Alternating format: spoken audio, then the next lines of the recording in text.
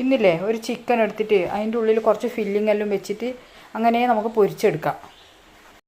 അപ്പോൾ ഇതിൽ നിറക്കാൻ വേണ്ടിയിട്ടില്ലേ ഒരു റോസ്റ്റ് പോലെ ആക്കണം. കുറച്ച് ഉള്ളി, തക്കാളി, പച്ചമുളക്, കരിയാമ്പില അതെല്ലാം ഇട്ടിട്ട് ഒന്ന് വാട്ടിയിട്ട് മസാലപ്പൊടിയെല്ലാം നമ്മൾ റോസ്റ്റെല്ലാം ആക്കുന്നില്ലേ ഉള്ളി, അതുപോലെ ആക്കി വെക്കാം. ഒരു മുട്ടയും പുഴുങ്ങിയിട്ട് വെക്കണം.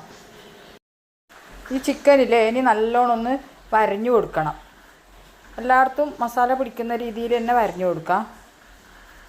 ഇനി വേണ്ടുന്നൊരു മസാലയാക്കണം. അതിന് പറങ്കിപ്പൊടി, മഞ്ഞൾപ്പൊടി, കൊത്തമ്പാരിപ്പൊടി, ഉപ്പ്, കുറച്ച് ഇഞ്ചി വെളുത്തുള്ളി പേസ്റ്റ്, പിന്നെ കുറച്ച് തന്തൂരി മസാല, തൈര്, കുറച്ച് ചെറുനാരങ്ങേൻ്റെ നീര്, ഇതെല്ലാം കൂട്ടിയിട്ട് നല്ലോണം ഒന്ന് മിക്സാക്കി എടുക്കാം.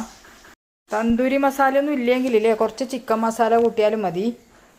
ഇനി ഈ ചിക്കനിലേക്ക് നല്ലോണം തേച്ച് പിടിപ്പിക്കണം.